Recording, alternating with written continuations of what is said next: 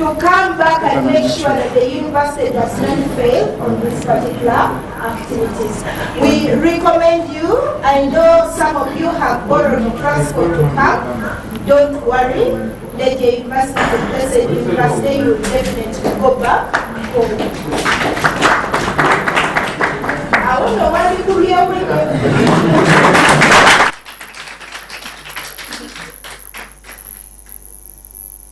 So the debate was themed, women and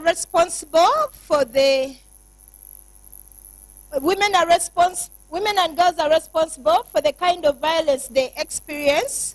And for those of you who missed this discussion, you did not only miss the conflict, but the reality that our children live in communities. So the other group which was saying, indeed, women are responsible, we are speaking the views of what is used as justification for violence against women in the societies where we live. As a university, our duty and obligation is to amplify and demystify voices. So the other group was demystifying the stereotype against women. You cannot dress in the way you dress and you survive rape. Women have a right to dress the way they want to dress and still remain safe. So we are being a presentation of two senior persons who have come to us to speak to us about gender-based violence in institutions of higher learning. But Ndejje University being one of those young universities in the milestone of the journey of gender, they will start from where it all starts. We'll have Dr. Ngabilano share with us the experiences of how did Makerere get where it is today when it comes to issues of gender.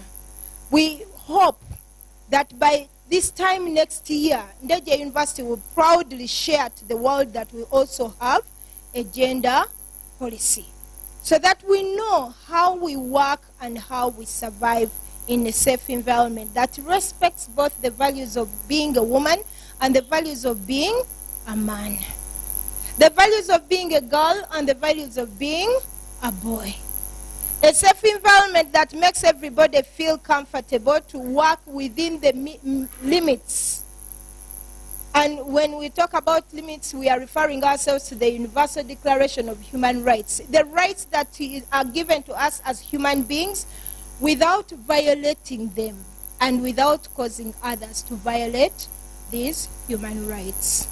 I want to welcome the top management that has graced us this afternoon with their presence. I want to thank the team I have worked with to organize this. That is the Technical Working Committee of OPLUS projects.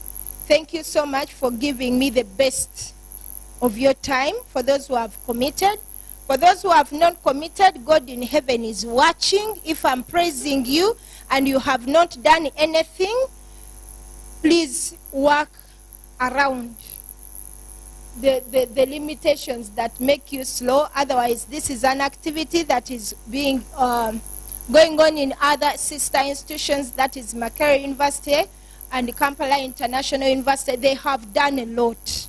And we are also proud that we have done a lot despite the circumstances that we are operating in as a university that is on holiday. I welcome you, Dr. Talengera. Please feel comfortable. I know this place is very hot, but maybe this will teach the university some basic social values of livelihood, that these buildings can have ACs. But since many of you did not even bother to exercise in the morning, allow to sweat so that you can also live a healthy life after this sauna experience. Allow me to welcome Simon Stoker. Simon Stoker is a guest that comes to Uganda to visit one of the institutions. Visiting is Ndejje University. We are working with Simon on the project of women economic empowerment, which is funded by WOTRO. But on a very personal note, Simon Stoker is my father. Yes. The difference is that we, the Europeans, we can afford to call our fathers by their names in public. Simon is the husband of Professor Miriam. Professor Miriam was my supervisor for my PhD. And my PhD journey was not limited to one person, the supervisor. It was a family affair. And him and two of his daughters are around to visit us as a family, but also to visit our institutions where we are working. And when I told him that we have this activity, he said, I must be there. So thank you so much, all of you. It is indeed a pleasure to have you here. I'll ask Mama Mary Wanda to open this afternoon session with a few remarks. And then Deputy Vice Chancellor will close later before I introduce our speakers. Mama Mary.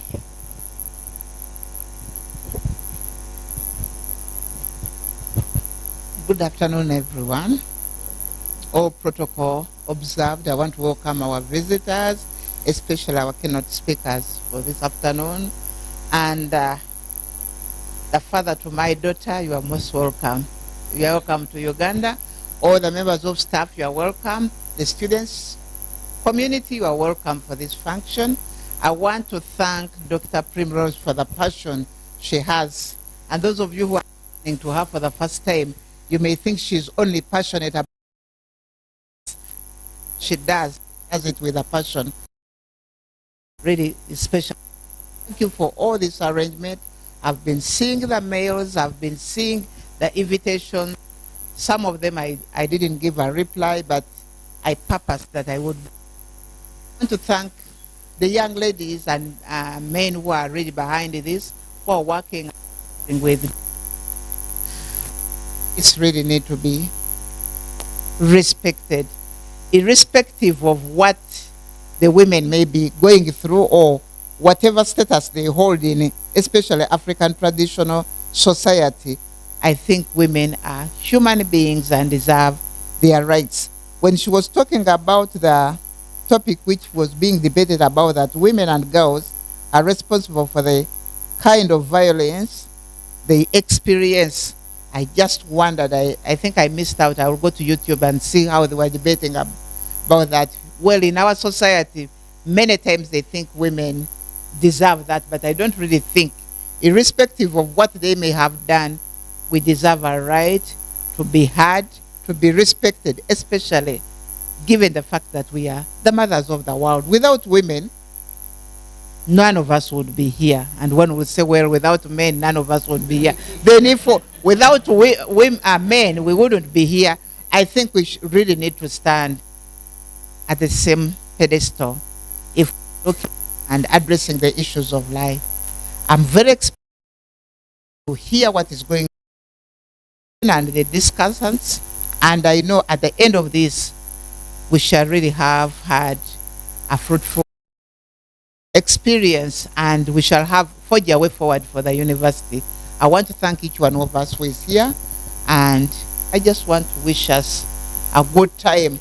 And if contributions have to be made, let them be made with objectivity and looking at the future for the women. I thank you so much. Thank you so much, Mama Eara, for these very kind introductory remarks that welcomes everybody. I'm sure after Mama Wanda speaking, we all feel welcome and we are ready to listen. Are we? You are going to respond. Are we ready for this? Yes.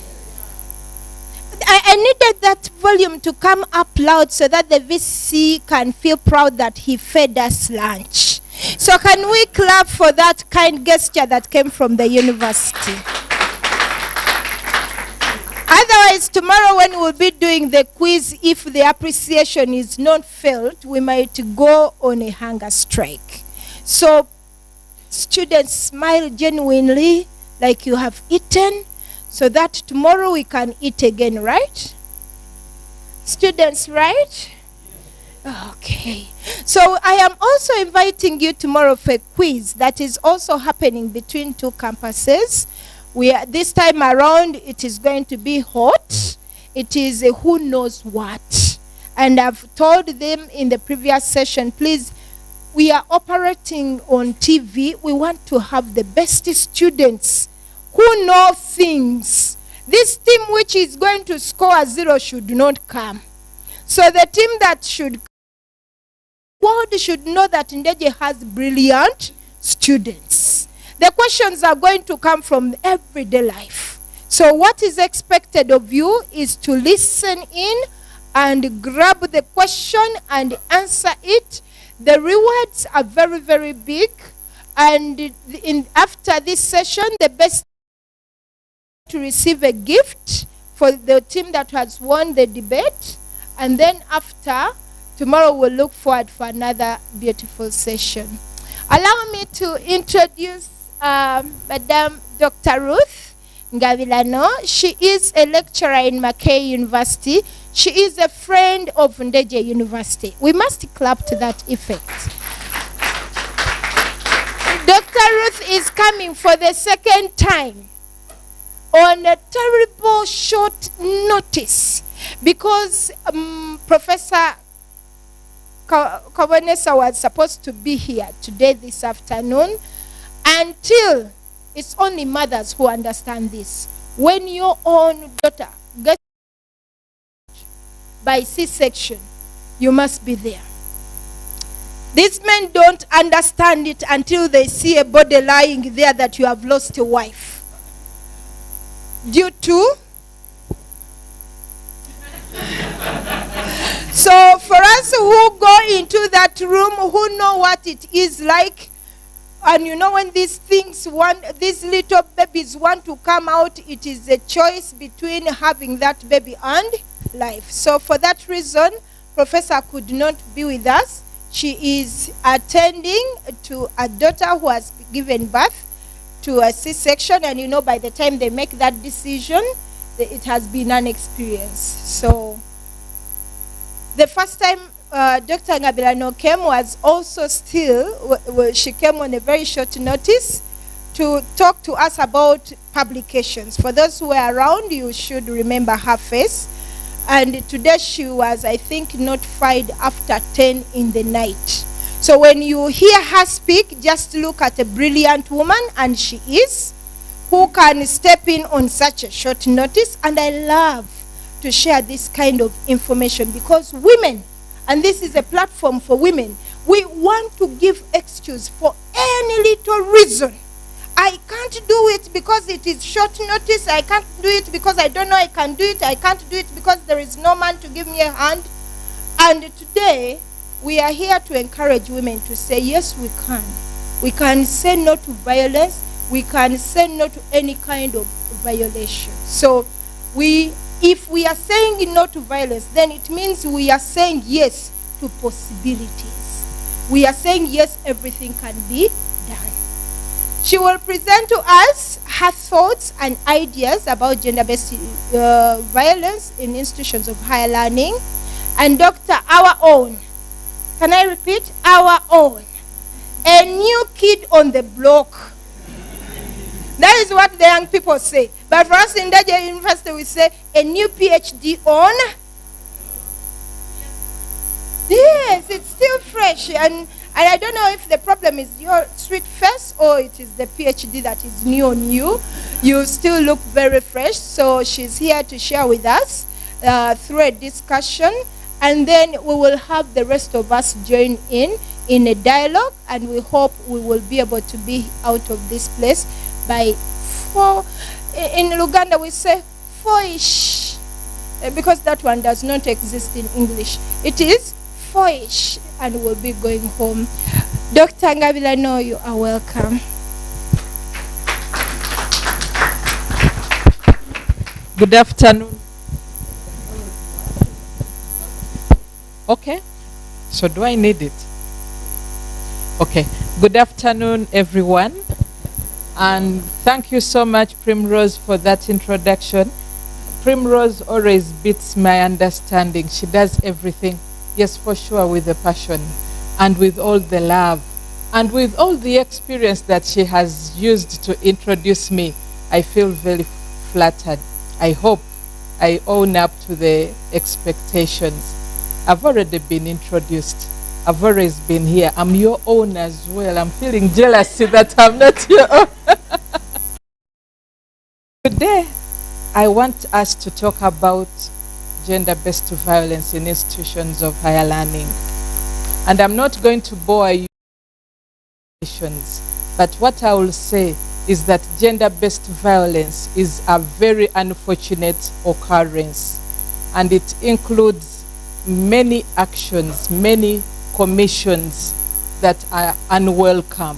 And these could happen in public places, but they also happen in private spaces, in our homes, in our classrooms, in our offices. We could have the odd of interacting with gender-based violence.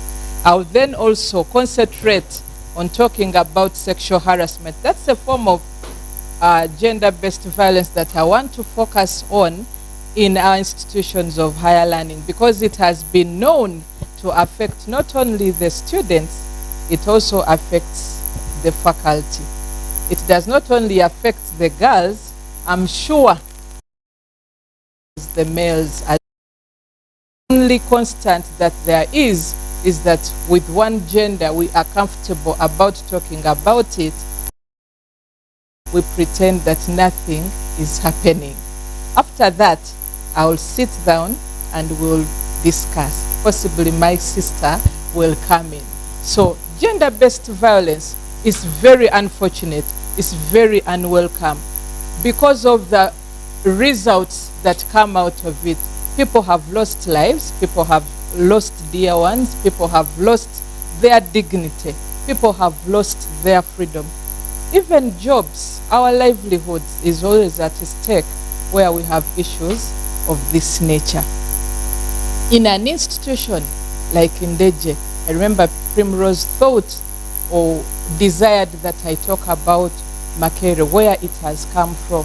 I think we all started the same way you people are starting. We started small, and issues of gender, if we are to promote gender equality, if we are to promote a safe environment for all of us, men and women, it is not easy. The forces against our success are a lot, and the resources, the energy, the commitment, the capacity to do so is always in its limited number. Therefore, what do we need to do? We need the motivation. We need the goal. We need to commit to the fact that we want to have a safe environment in our university. We need to commit and agree entirely, the entire body of Ndeje need to agree that we want to go safe spaces for all of us. We want to go with an environment that is free from sexual harassment, that is free from exclusion, that is free from demeaning actions. Any act that is going to affect the dignity of one should not be tolerated, should not be condoned, should not be hidden.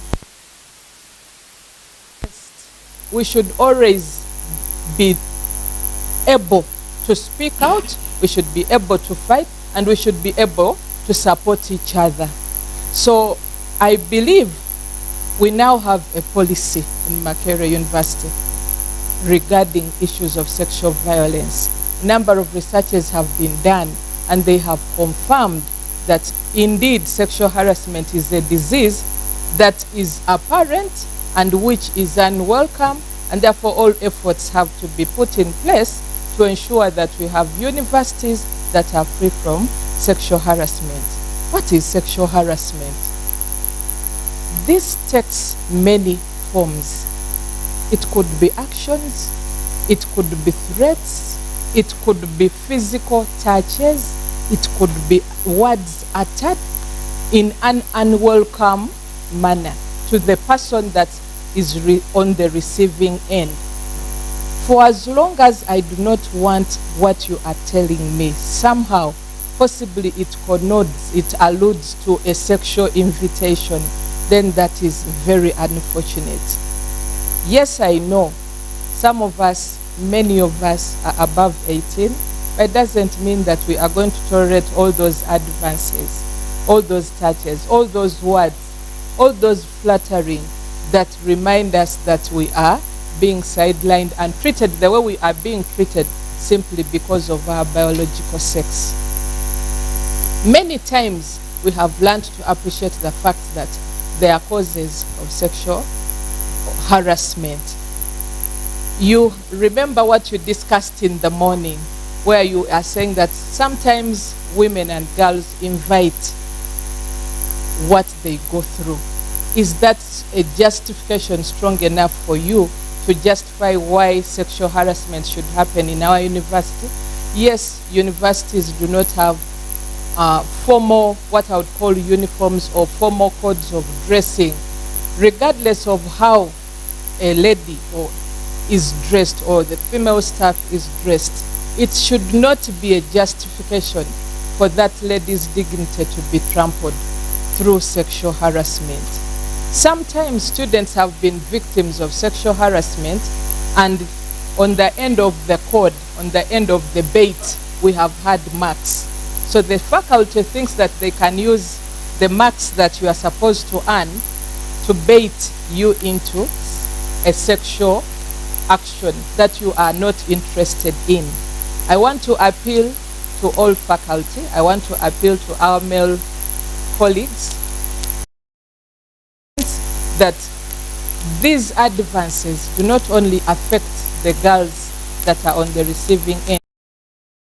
Harasser himself is going to lose dignity. Words go round like fire. Before you know it, everybody will know that gentleman X or gentleman B is a harasser. So you will lose your credibility. You will lose your position, your status in communities where you live. It is not good for the girls. All these ladies that you see here have been brought here for a reason. We are building for the future. We are building for our countries. We want to get a pool of successful, competent graduates. It is going to be very unfortunate if the cause of somebody's failure is because of you, the harasser, that withheld their marks. We should not, therefore, justify the actions of sexual violence and blame it on the females or on the victims or the survivors of sexual harassment, blaming them for how they were dressed or how they were walking or what they were or what they were not. Whoever is truly and justly deserves to be treated with dignity, deserves to be treated without being introduced to sexual harassment or the fear of sexual harassment. Many times it has come to our knowledge that even the staff are harassed by the students. But when we are talking about sexual harassment, at the middle of the puzzle, we have an element of power. The person who has more power is more likely to harass the person who is powerless. And therefore, there is no justification for the faculty to claim that the female students are harassing them or inviting actions of sexual harassment. Why? Because faculty have more power over their students. Therefore, if you think the student is dressed in an unbecoming manner, you also have all the authority to stop that action. So that isn't an excuse. On the other hand, the students who are harassed, they are between a rock and a hard space. They want to graduate, they want their marks, and their marks are not coming through. And the reason is because the faculty wants something for these marks to be released. That is unfair, it is unjust. That is not the reason why Ndeje University is paying the faculty. They are not being paid to withhold the marks. So what should we do as a university? We need to put in place systems that are going to help our students, that are going to help our staff to report issues or cases of sexual harassment. We need these systems to be tight. We need these systems to be very confidential. Why do we need them to be very confidential? Because issues of sex, issues of immorality issues of someone's dignity and privacy are very dear to us, are very slippery. Nobody wants word to go around that Juliet or Rose or Ruth was harassed by a lecturer. It makes you lose face. It also makes you endure a double torture. Already the harassment has happened, but again you have to endure the fact that a number of people are aware that you went through that experience. So usually, for fear of being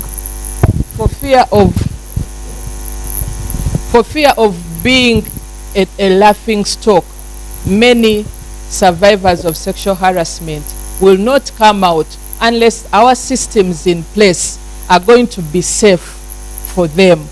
There should be a system where a girl or a boy can go and raise a complaint about who is harassing them. There should be a system that is tight-marked, that even the university committees can sit and investigate. Because sometimes people can allege. Sometimes what is being alleged may be false. Sometimes the harassers themselves have ill intentions. For example, when you found a lecturer and a female student in their office, in the office of the faculty, and then the girl claims that you could even find her crying, but right has not done a coursework or an exam, and they rightfully don't have a grade, but they wanted to come and fix the staff against a wall for the staff to give them the mark. But if you happened in that office and the lady started crying and said that he is harassing me, would you find it easy to believe the girl, or would you not believe them? I want that answer to come up. Would you believe a girl you found in a male teacher's office crying, and she tells you that she is crying because the lecturer was harassing her? Would it be believable, or would it be doubtable? It would be believable. So therefore, even the staff require a system where they can also be heard. Let us do 100% investigation to confirm whether these are false allegations or they are truth. We should not dispute any evidence. We should use all the available avenues. In the same voice again, do not negate a complaint raised by a student simply because they don't have evidence. You are claiming that you have been harassed. Where is the evidence? How could she have gotten the evidence? She didn't expect that when she goes to office B, she will be harassed. So how do you think she would have collected the evidence? Why don't we have systems where we can double check the voices that we have? What am I saying? This issue is very delicate. The issues of sexual harassment, the allegations that could come up, confirming whether you have evidence or not, even soliciting for the evidence is very slippery, is very complicated. So it is a big challenge. And it's a big challenge that the university must commit to end. It must commit to solve. Why? Because where we have sexual harassment in our environment, then even the learning environment is not going to be safe. And if we don't have a safe learning environment, then we will not be able to have learning happen in our institutions. We want to be rated highly. But how will we be rated highly if the products that we have are not able to come up with good learning outcomes? How can they come up with good learning outcomes if the environment in which they are is not safe, is not supportive of a good learning outcome? So you see how sexual harassment in our institutions of higher learning is almost like the chicken and the egg. You don't know where to start from. Is it the egg that starts? Is it the chicken? Is it the poor grades that start? Or or is it the sexual harassment that starts? So we need to be very comprehensive when we are looking out for the grades, when we are trying to promote a safe learning environment. We also need to consider issues that affect us in achieving our learning environments. How much time do I have? So as I conclude, yes, sexual harassment is for us all. It is not for the lecturers, it's not for Ndeje University management, it is not for the Faculty of Social Sciences or for the unit of gender studies, it's not for the academic registrar. All of us in the Human Resource Office, how are you tight marking your environment to ensure that it does not have pores where issues of sexual acts will lead? In the classroom, do we have deans of students? Do we have the guild representatives, the guild students' offices? How are you putting measures in place to safeguard against sexual harassment? The entire university should have nodes that address the issues of sexual harassment, and together we will be able to overcome issues of sexual violence in our environment. I thank you so much.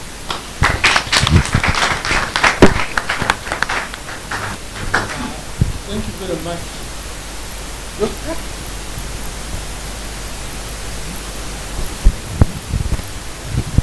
Thank you very much for those insights. I believe that the younger men and younger women here and the old ones are wiser. And I think there are things in their minds that are boiling up, and at the opportune time they are going to fire our questions. Aren't you going to ask questions? Yes, they are going to ask questions, seek clarifications. Now we would like to move to the next stage, where we are going to invite Dr. Nakijoba to give a discussion. After that, then we will invite some questions and clarifications. So Dr. Nakijoba does not speak if you have not clapped. And not only once. Yes, you see, you have even brought the smile out of her, and that is very nice. So we are all ears, Doctor. Thank you very much, Mr. Kajo. All protocol observed. Ladies and gentlemen, those claps were mine. Now I want us to put together a round of applause for Dr. Ngabirano Ruth. Thank you very much, Doctor, for the words of wisdom that you've given us. Doctor has talked about a number of things which we have to take home as an institution to ensure that we embrace gender equality and we really curb down the cases of gender-based violence. She has actually talked about that, gender-based violence occurs in public places, even in private spaces it occurs, and that it is affecting all of us. Ladies and gentlemen, boys and girls, in all spaces where we are, it affects us. And she says that, we have to start small as an institution, as Ndeje University.